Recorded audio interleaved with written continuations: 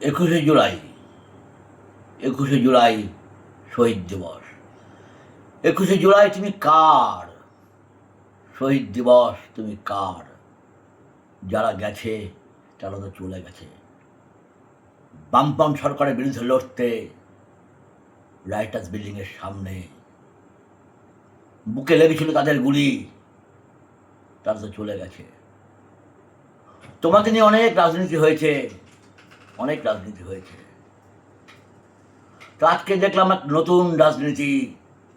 আজকে আমার প্রশ্ন আসছে, বসে বসে ভাবি, 21শে জুলাই তুমি কার? শহীদ তুমি কার? ভালো তৃণমূল, আধুনা ভালো তৃণমূল,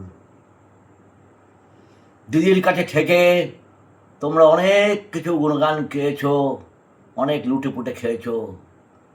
এখন ডিম খাওয়ার ভয়ে তোমরা চলে গেছো ভালো তৃণমূলে।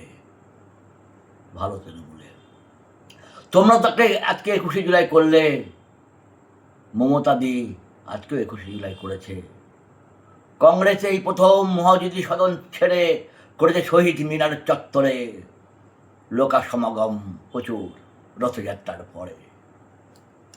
মমতাদির সভায় লোক এসেছে প্রচুর, আবেগে, তৃণমূলের আবেগে হয়তো।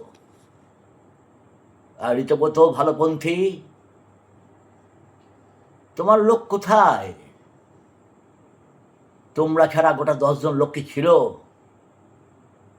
8জনকে দেখলাম, অরূপ বিশ্বাসকে যেদিনকে অভয় মার্ডার হলো, দিদি যাচ্ছিল ঝাড়গ্রামে, আপনি ছিলেন দিদির সঙ্গে। দিদি হয়তো ফিরতে চেয়েছিল অভয়ের বাড়িতে। আপনি কি বলেছিলেন দিদিকে? নান্টু আছে, ঘোষ আছে, নির্মল ঘোষ আছে, সামলে নেবে, আপনি চলুন সরকারি প্রোগ্রামে। ওদিন যদি দিদি ফিরে আসতো, তাহলে আমাদের বিজেপির যে লড়াইটা আমরা করেছি একটু টাফ হতো। অরূপদা, আপনি আজকে দিদিকে ছেড়ে চলে গেছেন ওই দিকে, ওই মঞ্চে, ভালো তৃণমূলের মঞ্চে, ভয়ে। সুতরাং আজকে দেখলাম আপনাদের মিছিলে, আপনাদের সংগ্রামে কেউ নেই। 21শে জুলাই না করে না, ঋতব্রত বাবু, আপনি উড়িবিড়ায় একবার যান। যারা আপনাকে জিতেছিল, রোদে পুড়ে বৃষ্টিতে ভিজে দগ্ধ গরমে ভোট দিয়েছিল লাইনে, তাদের কাছে যান একবার যান। তারা ফুলের মালারই আপনার জন্য ওয়েট করছে। ও দাগ বের করে শেষে কখন দিল্লিতে, কখন এখানে, লাভ নেই। জনগণের সাথে মিশুন।